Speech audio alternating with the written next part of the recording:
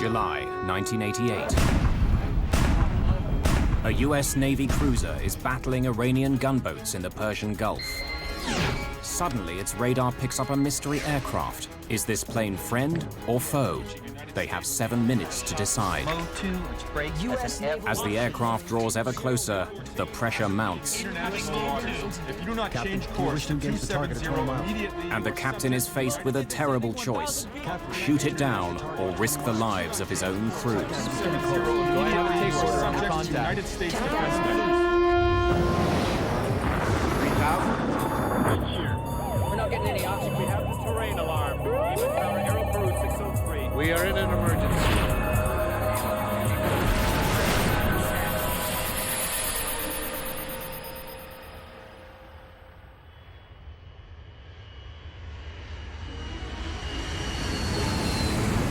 It's a routine short-haul flight, but an Iranian passenger jet is heading into mortal danger.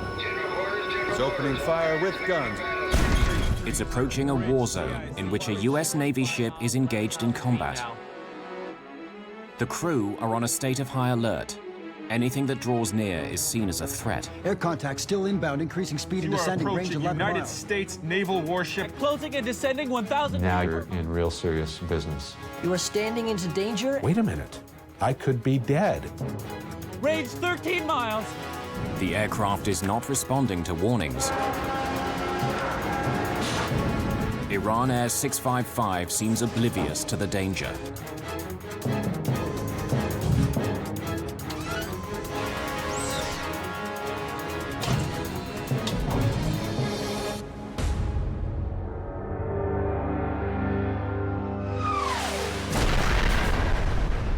In 1988, Iran and Iraq have reached a stalemate in a savage 8-year conflict.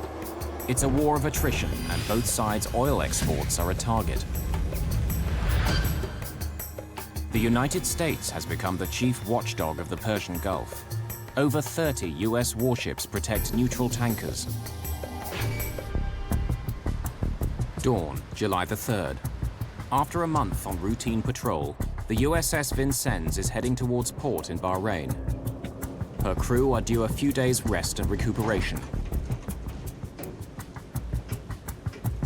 But while his men are looking forward to the July the 4th break, Captain Will Rogers is already up. He's received disturbing reports from US intelligence, warning him to expect trouble from Iranian forces over this holiday weekend. Yeah.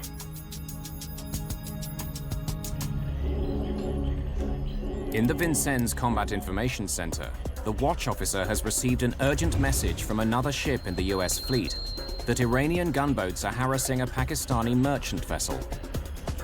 Skipper, you better come down. Sounds like the Montgomery's got her nose in a beehive. I'll be right there. The frigate USS Elmer Montgomery is north of the Vincennes near the narrow Strait of Hormuz. It's here that Iranian gunboats have been most active in attacking oil tankers as they exit the Persian Gulf. Designed to protect an aircraft carrier group, the Vincennes is a billion-dollar Aegis cruiser. It's armed with Mark 26 missile launchers, Harpoon anti-ship missiles, 2 5-inch guns, and the Phalanx close-in weapons system, which fires over 3,000 rounds a minute. But what makes the ship so special is its high-tech radar. The phased array Spy-1 can simultaneously search and track over 100 targets over 300 kilometers away.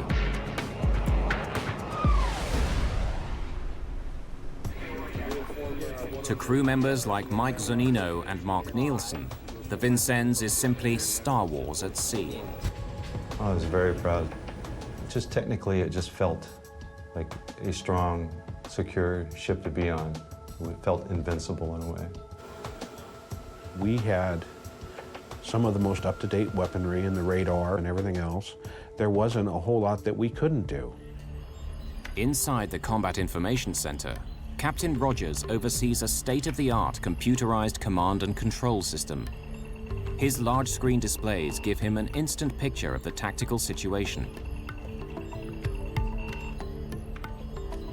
Lieutenant Commander Vic Guillory is the tactical action officer responsible for surface warfare. Vic, what do we got on visual? Got a cluster of bog hammers here near the Montgomery. Another cluster may be closing a merchant vessel. Over a dozen Iranian bog hammer gunboats appear to be preparing to attack a merchant ship. Bog hammers are the generic name for fast speedboats manned by the Iranian Revolutionary Guards, a fundamentalist paramilitary force. We knew that they had rockets. We knew that they had machine guns. We knew that if they got within certain range that they could, you know, literally fire off their rockets and cause grave danger. In 1988, Iranian forces have been attacking up to 13 foreign tankers per month. Their aim is to prevent Saddam Hussein from exporting Iraqi oil. Captain Rogers sends his helicopter, call sign Ocean Lord, to investigate just what the gunboats are up to. Roger that. Vincennes out. Vector in, Ocean Lord. Ocean Lord is a Sikorsky Seahawk, a twin-engine helicopter designed for reconnaissance, anti-submarine and anti-ship warfare. Roger, Trinity Sword, we read you. Vectoring toward Montgomery now. Ocean Lord's pilot soon finds the gunboats. They're not acting suspiciously. But he flies too close to the Iranian craft. The response is immediate, a burst of anti-aircraft fire. Jesus! Trinity Lord, this is Ocean Lord 2-5. We are taking fire. Executing evasion. Clearing. 2-5, this is Trinity Sword Actual. Is anyone hurt? Confirm hostile fire, over. Trinity Sword, no injuries. We confirm 8 to 10 rounds of airburst from the northernmost group of Iranian small craft. Over. Ocean Lord, this is Trinity Sword Actual. Return immediately to Vincennes cover. Close Ocean Lord's position at best speed, bearing 330. Under the U.S. rules of engagement, Captain Rogers is allowed to respond with force in self-defense. 30, full speed. Set general quarters. Officer of the deck, set general quarters. The situation is escalating rapidly. General quarters, all hands man your battle stations. When we went to general quarters, all of the hatches had to be tightened down. Everything had to be at a certain level of defense in case something happened. Once you get to that station, you're supposed to, you don your helmet and your gas mask. Nobody's allowed to move around the ship. You're to stay at your battle stations doing your job. Only 6.5 minutes after Rogers calls general quarters, the Vincennes is ready for combat. The crew have practiced the drill many times, but today it's for real. By chance, a Navy media crew is on the bridge filming as the ship surges north at over 30 knots. Captain Rogers is now heading for a lethal confrontation with the Iranian gunboats. It will be the Vincennes' first time in action. The outcome will be catastrophic. July the 3rd, 1988. The USS Vincennes powers north towards the Strait of Hormuz. Another US ship has reported aggressive activity by Iranian gunboats. Those boats have already fired on the Vincennes helicopter. Jesus! Captain Will Rogers III has been in the Gulf for just over a month, but he's already established a reputation as a commander who is prepared to take robust action. His ship is nicknamed the Robo-Cruiser. The deck, set general quarters. Meanwhile, some 87 kilometers away at Iran's Bandar Abbas airport, Iran Air Flight 655 is waiting to push back for a routine 28-minute hop across the Strait of Hormuz to Dubai. 37-year-old Mohsen Rasayan is the captain. His brother Hussein knows he's dedicated to the job. 655 standing by for ATC clearance. He was very enjoying what he was doing. He really liked it. He was logging so many hours, over 10,000 hours of flight. Request update on status of IR. Captain Rasayan's flight is delayed. It's 27 minutes behind schedule due to a passenger with immigration problems. The holdup will soon confuse the crew of Vincennes, despite all their sophisticated technology. On the bridge, a Navy media crew continues to film as the Vincennes closes within striking distance of the Iranian boghammer gunboats. About 3 degrees north, steady course 015 I. We're about 3 degrees, on course 015. Got a visual on a boghammer between us. See it? Even though his helicopter has already been shot at, Captain Rogers only has the authority to open fire if he believes his ship is under direct threat. In the Gulf haze, it's hard to see just what the gunboats are doing. One appears to be going out to starboard and one's in the middle. Just on starboard bow has a machine gun on it. But Captain Rogers doesn't have to wait for the gunboats to open fire. If they behave aggressively, that's reason enough for him to take the first shot. Coming inbound fast. 1 at 350 is inbound. As they turned and began to maneuver and close us fairly high speed and on erratic courses, we asked permission to fire a warning shot. This is Vincennes. Request permission to engage boghammer group. The service commander for the Gulf is on board his ship in Bahrain. Captain Richard McKenna has no hesitation in granting permission. The fact that the helicopter was shot at virtually required a response. Vincennes, this is Gulf Sierra. Take boghammer group with guns. The rules of engagement at that juncture were quite clear, and so there was no question as to what was required at that juncture. I say again, take boghammer group with guns, over. Gulf Sierra, this is Vincennes. Opening fire with guns. Assumed hostile track 4456. Vincennes out. You can fire for effect. Making track with guns. It's 9:43 a.m. A routine encounter in the Persian Gulf has become deadly serious. The ship shakes. It's a 5-inch gun. I mean, there's a lot of powder behind it to propel that projectile.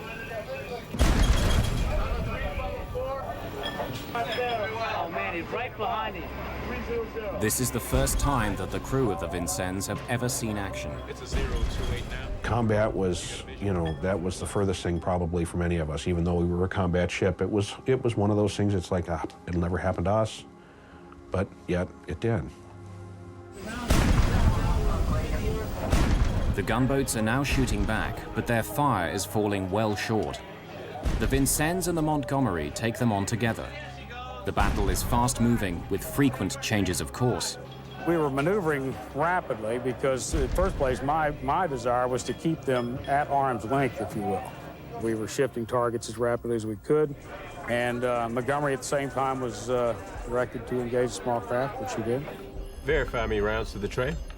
The Vincennes and the Montgomery are now locked in a full-scale sea battle. Anything that approaches the U.S. ships will be assessed as a possible threat. Battery released, 10 rounds, weapons. Lieutenant Commander Scott Lustig is the officer responsible for alerting the captain to potential airborne threats. He's been tracking an aircraft that has suddenly changed course and is now heading towards the Vincennes. 4472, Iranian P-3, range 62 miles. The plane has been identified as an Iranian P-3 Orion, a long-range maritime surveillance aircraft. In a well-rehearsed procedure, the Vincennes warns the P-3 on a military frequency that he's being tracked. 270, this is United States Naval warship. Request you state your intentions.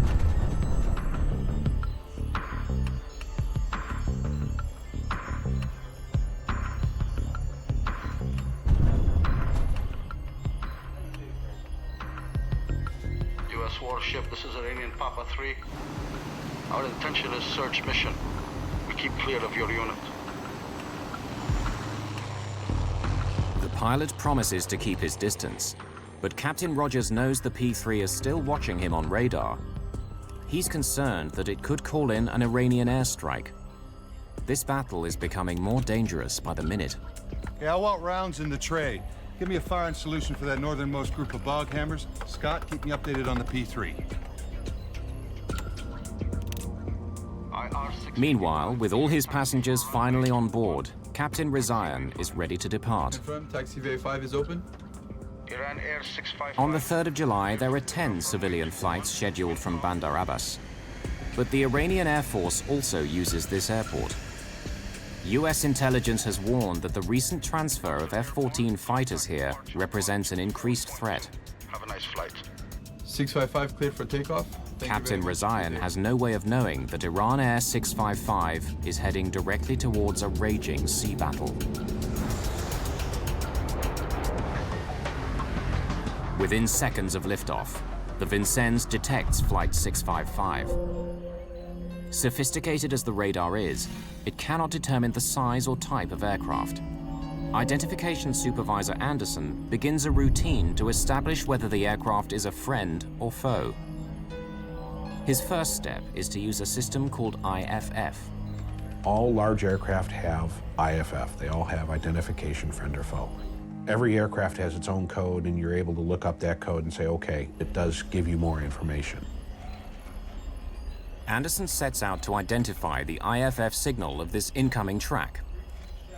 At the press of a button, an electronic pulse radiates into the atmosphere. And aircraft transponders automatically bounce back an electronic reply, squawking the signature modes and codes that reveal whether the aircraft is a friend or foe. Modes 1, 2, and 4 indicate military aircraft. Iran Air 655 has squawked mode 3. Everybody has mode 3. So that alone doesn't identify a non-hostile aircraft.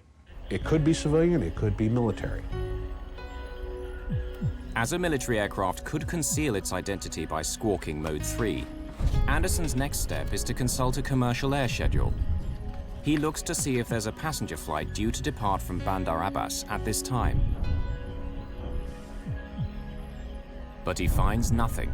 Unidentified Iranian aircraft on course 203, speed 303 knots, altitude 4,000 feet. This is United States. So the Vincennes now tries to contact the plane directly on a military distress frequency. 40 miles from you. You are approaching United States naval warship in international waters. Request you state your intentions. Over.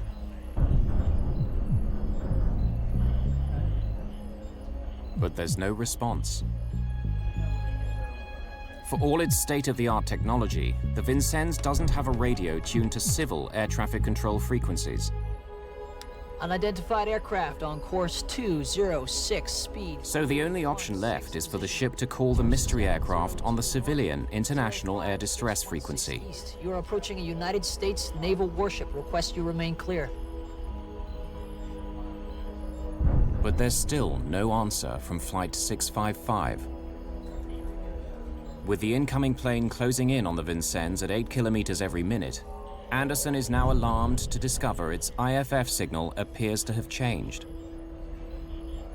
The plane is squawking both mode 3 and mode 2, 1100. When Anderson consults his code list, he makes a disturbing discovery. The 1100 suggests that this plane could be an Iranian F-14 fighter.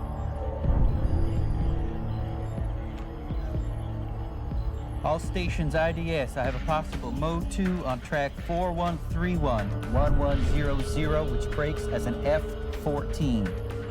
Possible mode 2. Breaking as an F-14. I repeat, incoming mode 2. Anderson's words spread like wildfire throughout the CIC. The aircraft is now labeled as an F-14 fighter on the tactical displays in front of Captain Rogers. 48 kilometers away, the Airbus with its 290 passengers climbs out over the Persian Gulf. They have no idea that they've been misidentified and are flying into danger. An Iranian passenger jet heading for Dubai is unknowingly flying directly towards a U.S. warship engaged in battle in the Strait of Hormuz.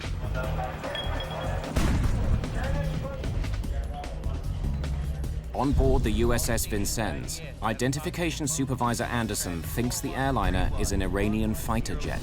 Which breaks as an F-14. Possible mode 2. In the Combat Information Center, Flight 655 is now labeled as a hostile F-14. In the 1970s, the US sold 80 F-14s to their then ally, the Shah of Iran.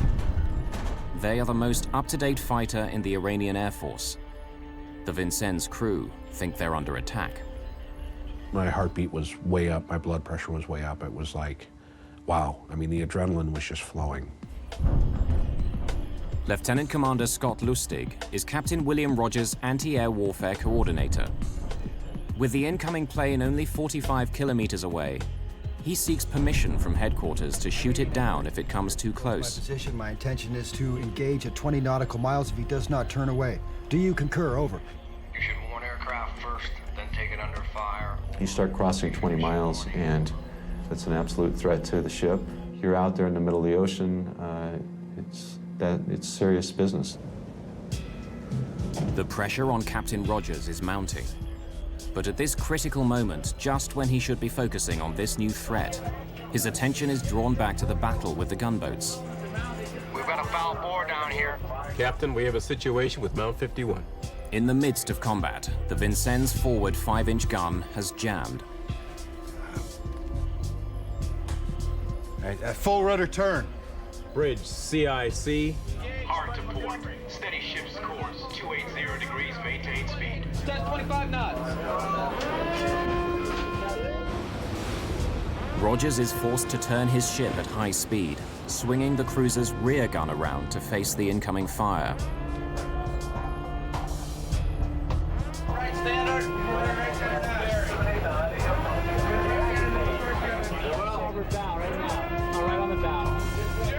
The ship leans, so if anything was not tied down, it of course went everywhere.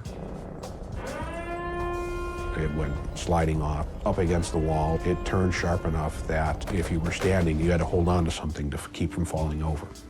Bring F gun to bear now. As Captain Rogers struggles to keep the gunboats engaged, Captain Rizayan is busy with the routines of climbing to cruising altitude. FIR 58, Dubai 0715. Confirm you are squawking 6760. Affirmative. Confirmation that his aircraft is transmitting the correct civilian IFF code, so that it can be easily identified on radar.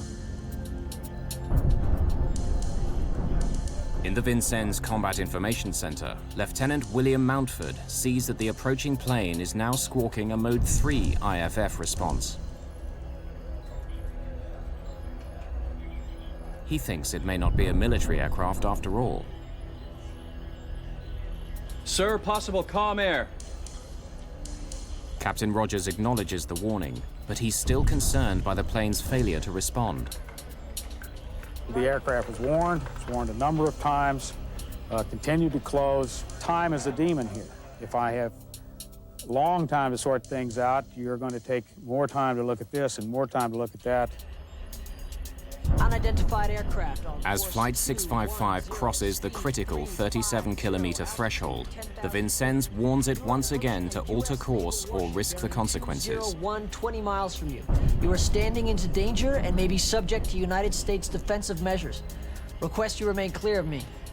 Captain Rogers now has the authority to shoot the plane down. Captain, do you wish to engage at 20 miles? Captain, do you wish to engage the target at 20 miles?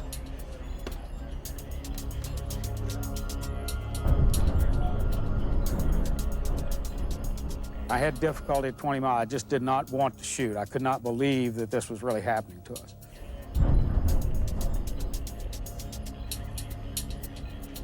Captain, do you wish to engage the target at 20 miles?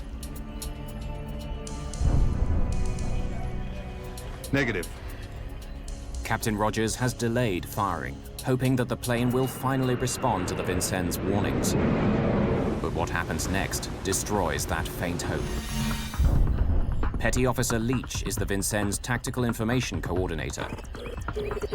He's responsible for ensuring that all air contacts are properly tracked. What he reports now seems to remove any doubts. This is a hostile aircraft. Altitude declining. They see the plane diving towards them, a classic attack profile.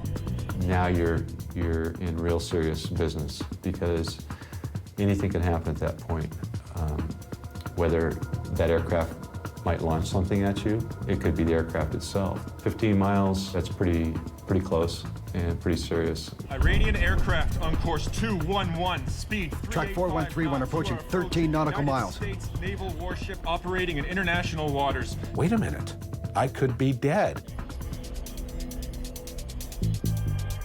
the tension is just continually rising during this whole time.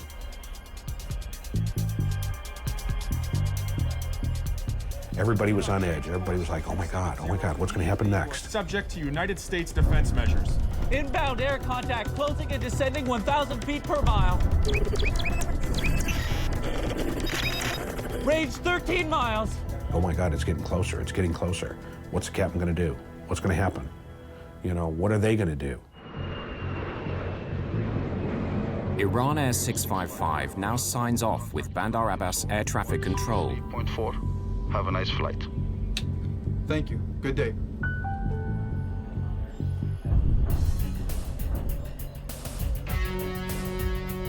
God damn it, he's getting close. Mark, incoming bog hammer, bearing 042. Air contact still inbound, increasing speed and descending, range 11 miles. Captain Rogers' worst fear is that the Vincennes might face the same fate as another ship, the USS Stark. A year earlier, an Iraqi fighter launched 2 Exocet missiles at it. 37 sailors were killed, and the ship nearly lost. An inquiry blamed the incident on failures in command. The Stark had not defended itself. Its captain was reprimanded and allowed to resign from the Navy. Captain, air contact still inbound, increasing speed and descending, range 11 miles. Captain Rogers isn't about to make the same mistake. Time is a demon here. At some point in time, you have to make the decision. When the aircraft reached a little over 10 miles, at that point in time, I either make the decision then or I don't make it at all because I reached minimum weapons range. It's the moment of truth. Captain Rogers turns his fire authorization key.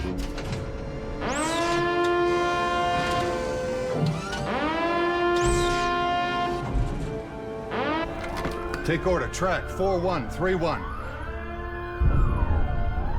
Do I have a take order on the contact? Yes, take.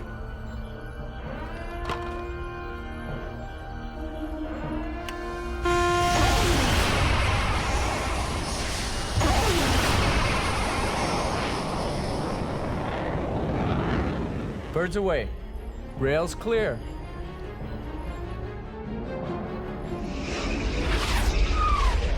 Iranian aircraft on course 209, speed 353 knots. As the final warning goes out on the military air distress frequency, Rogers keeps his finger on the hold fire button so he can destroy the missiles if the aircraft finally responds.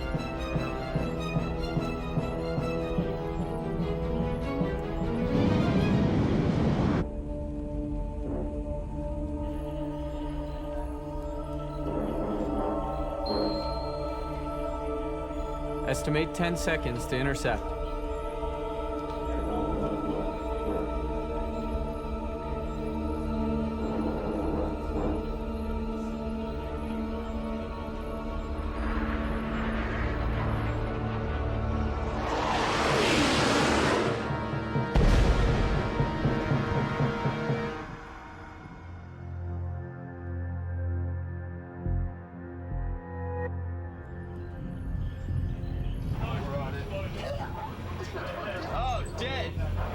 Up on the bridge, the crew has confirmed the kill.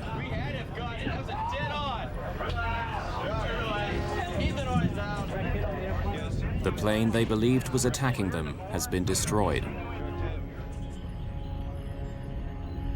Captain Rogers thinks he has saved his ship from destruction.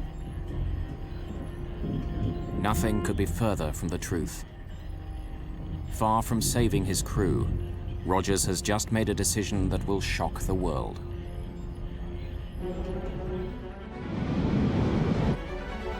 God damn it, he's getting close. At the height of a naval battle with Iranian gunboats in the Persian Gulf, the USS Vincennes has detected an incoming aircraft. Take order, track 4131. In the ship's combat information center, that plane has been misidentified as an Iranian F-14 fighter. After the plane has failed to respond to warnings, Captain William Rogers has shot it down.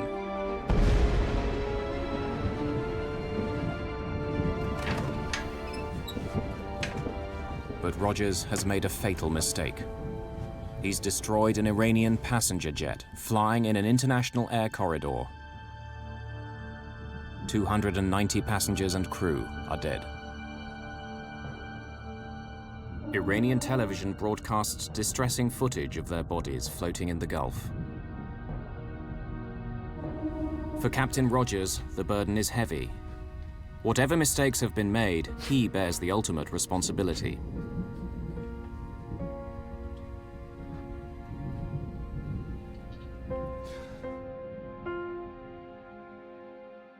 But for the victims' families, it's worse. Captain Rizayan's elder brother, Hossein, tries to identify his remains in a temporary mortuary in Bandar Abbas. I try not to imagine where I went to. I try to forget it, and when I look at those bodies, I just can't control myself, and I just try to think about something else, not to think of what I saw. Captain Rizayan's body is never recovered.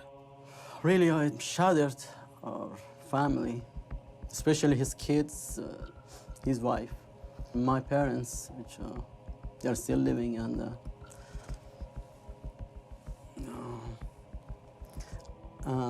there is not a day that they don't talk about this, of what happened, why it should have happened. There's an immediate international outcry. The world wants to know how a cruiser with a state-of-the-art combat system could have mistaken a passenger airliner for an attacking Iranian fighter. Captain, do you swear that the evidence you are giving in this matter, now an investigation... The U.S. government appoints Rear Admiral William Fogarty to conduct an inquiry to find out what went wrong.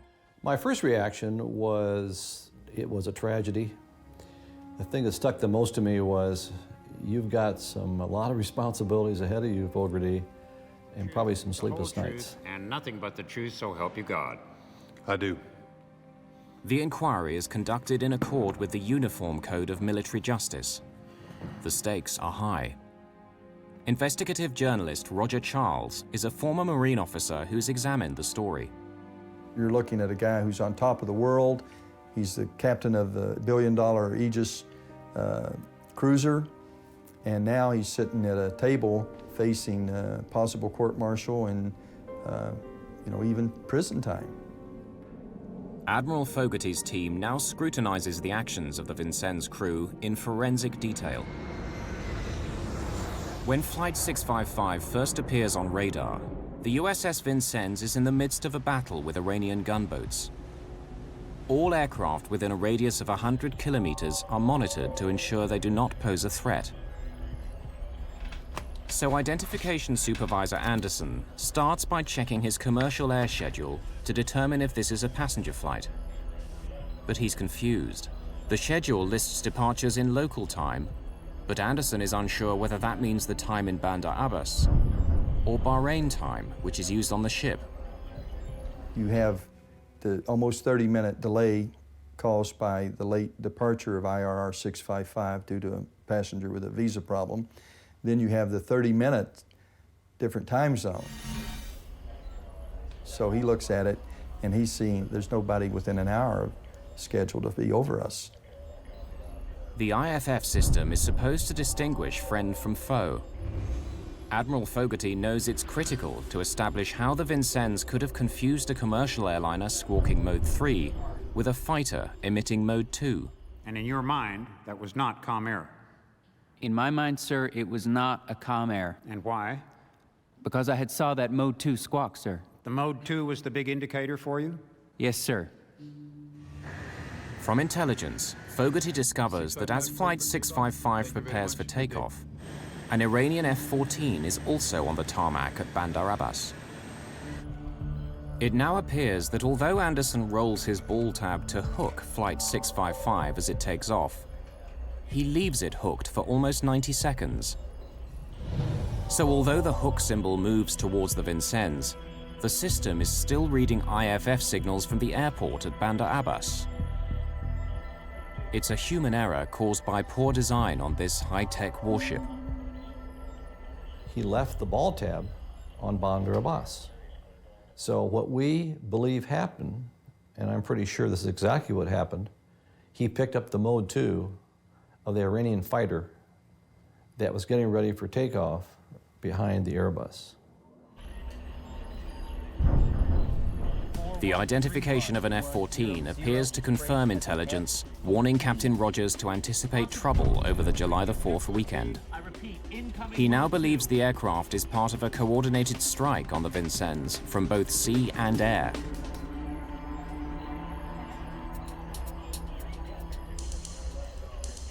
Sir, possible calm air. So he places less weight on the warning that the incoming plane is possibly a commercial airliner. Do you recall Lieutenant Montfort saying, calm air, calm air? I absolutely remember him telling me that. And I think I raised my hand or something to that effect to indicate that I'd heard him. You held up your decision to fire. Yes, sir. Why? I wanted every bit of information I could get. IFF was an indicator, but I didn't care whether 1100 was an F-14 or that Falker that flies around out there. But at this point, I thought, they always talk to us. Iranian aircraft on course 211. The Vincennes transmits a total of 10 radio warnings. Why does Flight 655 never respond?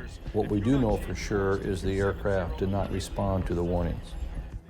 He had to have something, he being the commanding officer, as proof that this was commercial air. He never got that. Unidentified Iranian aircraft on course 20. But the Vincennes transmits 7 warnings on a military frequency that Flight 655 cannot receive. The Airbus did not even have a radio that was set or could accept the military air distress frequency. I mean, it's just not something they had. They had no need for it. They were a commercial airplane. The Vincennes broadcasts only 3 warnings on the civil distress frequency. But they don't clearly identify exactly who the ship is trying to contact. Unidentified aircraft on course 210, speed 350, altitude. The Vincennes radio talkers are citing the aircraft's ground speed. Bearing 201, 20 miles from you.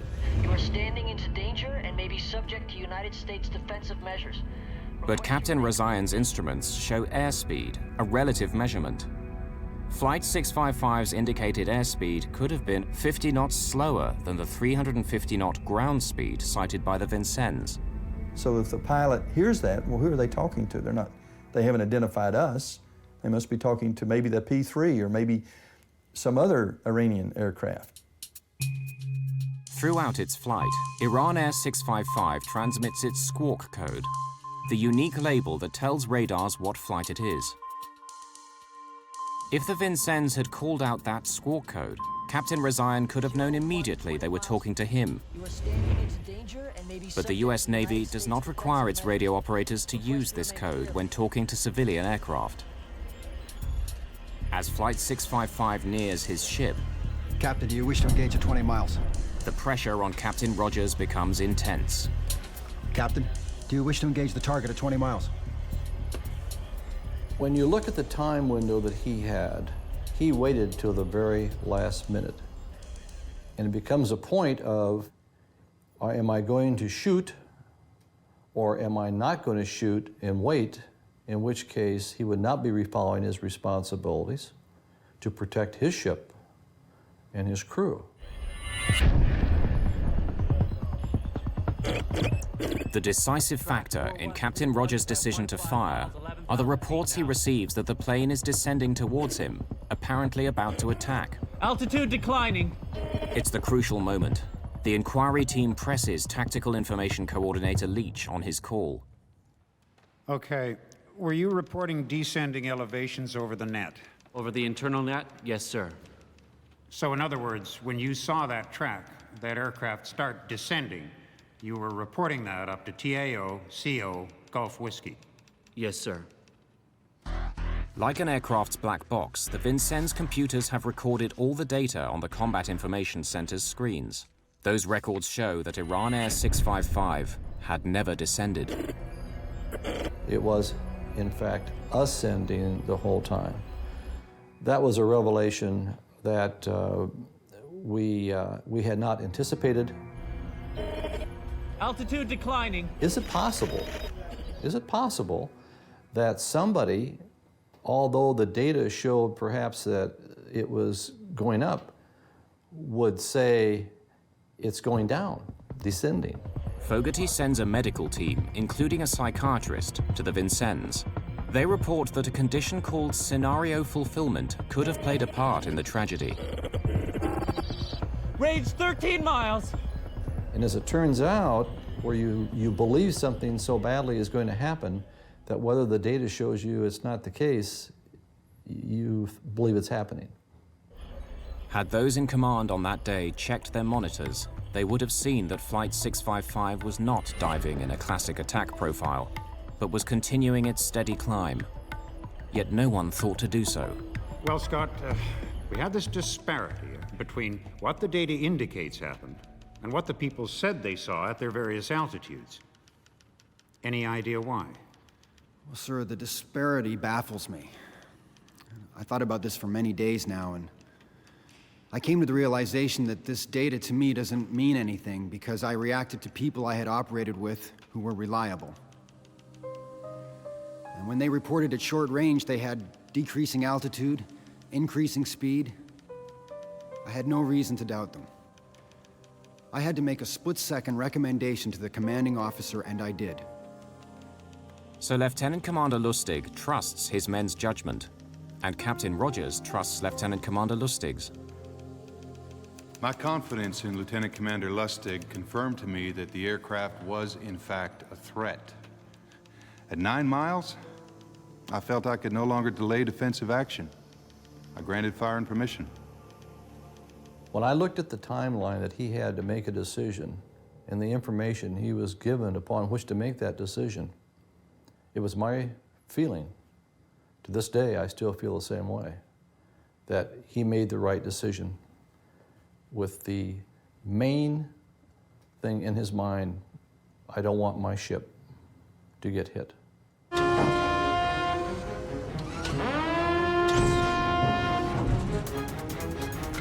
Take order, track 4131.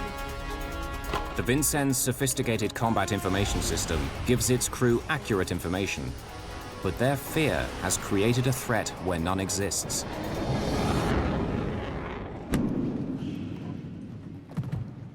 After a month, Admiral Fogarty's investigation is over. He finds that the downing of Iran Air 655 was not the result of any negligent or culpable conduct by any U.S. naval personnel. Captain Rogers acted in a prudent manner, given the information available to him and the short time frame in which he had to make his critical decision. Fogarty says Iran must share the responsibility for hazarding one of their civilian airliners in close proximity to hostilities. The US government publishes an edited version of Admiral Fogarty's inquiry, but it has concealed one key fact from the world. That fact will cast a whole new light on the tragedy of Iran Air Flight 655.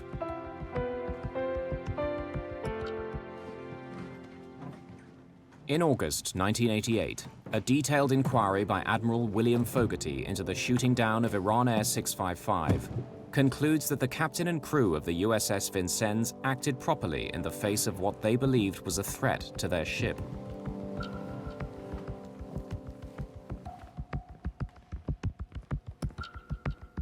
But investigative journalist Roger Charles is not convinced. He reads a copy of the Fogarty inquiry and wonders why it contains no map showing the Vincennes' position. I knew the fact that there was no such chart in the Fogarty report, again, was a signal, and a curious signal to me. Why is it not there? Skipper, you better come down. Sounds like the Montgomery's got her nose in a beehive. I'll be right there. When Captain Rogers first hears that Iranian gunboats are harassing merchant shipping, the Vincennes is well south of the Montgomery and destined for port in Bahrain. Gulf Sierra, this is Vincennes. Request permission to support USS Montgomery against surface contacts. Over. Rogers asks Captain Richard McKenna, his surface commander, for permission to turn north to support the Montgomery. But McKenna only authorizes him to send his helicopter to investigate. Roger that. Vincennes out. Vector in, Ocean Lord. But Captain McKenna is later startled to discover that the Vincennes has turned around and has closed on the Montgomery's position. He orders him to leave the helicopter in place and turn back immediately. My own personal opinion is it really did feel that they were looking for action when they went to see the Elmer Montgomery. My own feeling is that the situation was not out of control. It was really my call, and yet, even though they were assigned another station, they took it upon themselves to be there. And to that extent, I feel that, you know, I mean, that's where the general feeling, and not just my own, comes that maybe they were looking for trouble. Jesus! Trinity Lord, this is Ocean Lord 2-5. We are taking... But once the Iranian gunboats fired upon the Vincennes helicopter, the situation changed. Close Ocean Lord's position at best speed. The rules of engagement now allow Captain Rogers to respond with force. General quarters. Officer of the... He's now authorized to head off in hot pursuit of the gunboats. But where does that lead him? In 1990, Roger Charles obtains a copy of a restricted report on the destruction of Iran Air 655 by the International Civil Aviation Organization. It gives the Vincennes coordinates. When Charles plots them on a chart, he makes a startling discovery. At the time of the shootdown, the Vincennes is over 4 kilometers inside Iranian territorial waters.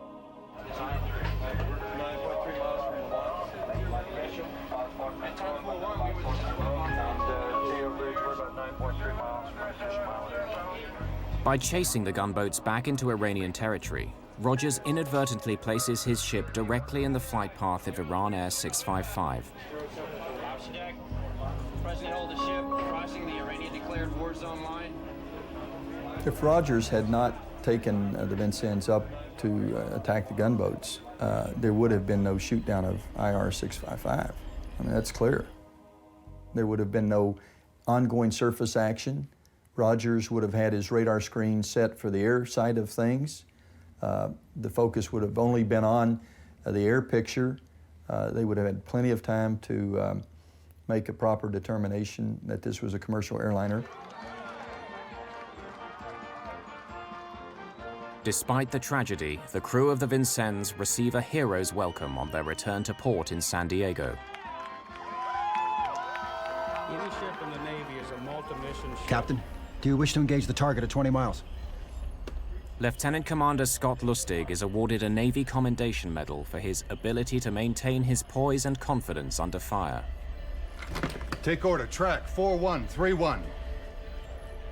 Captain Rogers receives the Legion of Merit for his performance as commanding officer of the Vincennes. Both men have since retired from the Navy. Every year, the families of those who died on Iran Air 655 commemorate their loss in the Persian Gulf.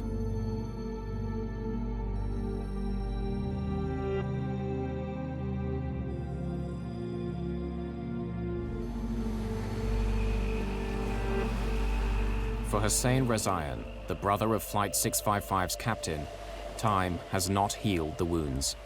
I still feel the same way. Although I try to keep myself busy, not to think about it, because it's still, I mean, it's an unforgettable human tragedy. Even after 17 years passed, the horrors of what went on in that day, you know, still lingers on in everybody's life. In a world where technology grows ever more sophisticated, fear, the most basic of human instincts, can create the greatest tragedies.